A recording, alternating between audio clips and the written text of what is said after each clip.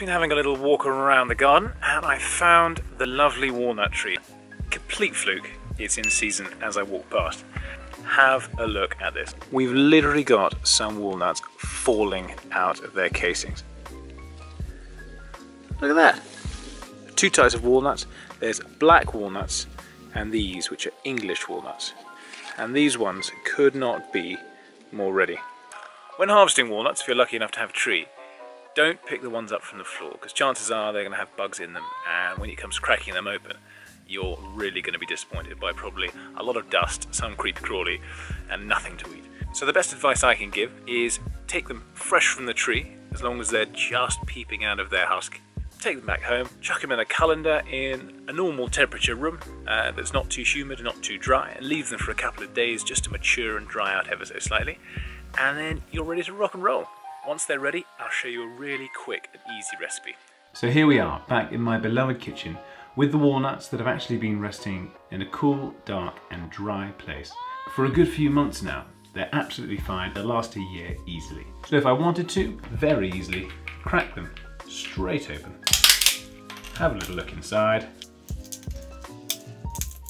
And there is a lovely walnut. You can't get better than from the tree in your own back garden. Delicious. But we can make them more delicious. So here's a really quick and easy recipe to pimp up the humble walnut. Preheat your oven to about 120 degrees centigrade, which is about 250 degrees Fahrenheit, on the fan setting. Next, it's time to get to work on the walnuts. Crack open as many as you can, saving the flesh to one side, and chuck away all of the shells.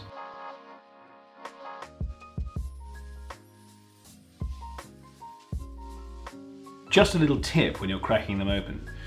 The flesh inside is in one big kind of globule, and if you crack the shell correctly, you can just take it out in one go, just like that. However, inside this, there is actually some stuff you don't want. If you look through it quite carefully, you'll see that there are gaps in the flesh, and in those gaps you normally find little strands like this. Make sure you take those out because they don't make good eating.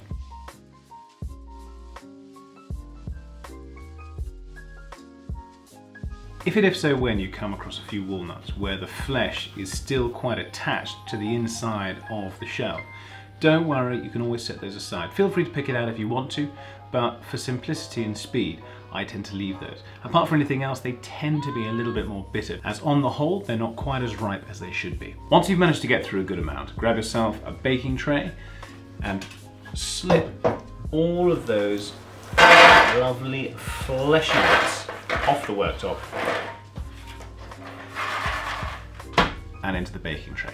Next, get some olive oil and give them a good drizzle. Next, a good few pinches of salt.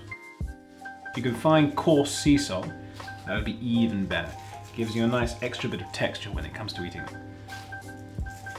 Grab yourself a spatula and just give everything a little mix around, making sure they're all covered in a good coating of oil and salt. By this time, our oven should have reached temperature, so take your tray and pop them in the oven for a good 20 minutes.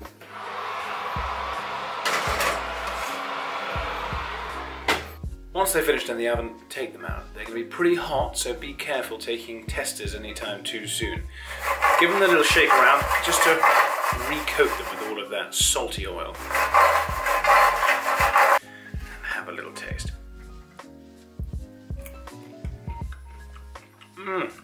They're slightly crunchier, sweeter. They have more flavour anyway, but then the salt just lifts all of that flavour up and really gives it such a beautiful nutty flavour, for lack of a better phrase. They're absolutely delicious. If you're thinking about having a dinner party, put these in a little bowl in the middle of the room. Maybe give them a little more sprinkling of salt, just because a lot of it gets kind of sweated off them when they're in the oven. And go mad. They really taste absolutely delicious. As always, if you've got any questions, please feel free to ask in the box below. If you like this video, please do hit like, and if you want more like this, please just hit the subscribe button. When the telephone connection between these two terminals is made, the newest form of electronic journalism lights up Mr. Howard.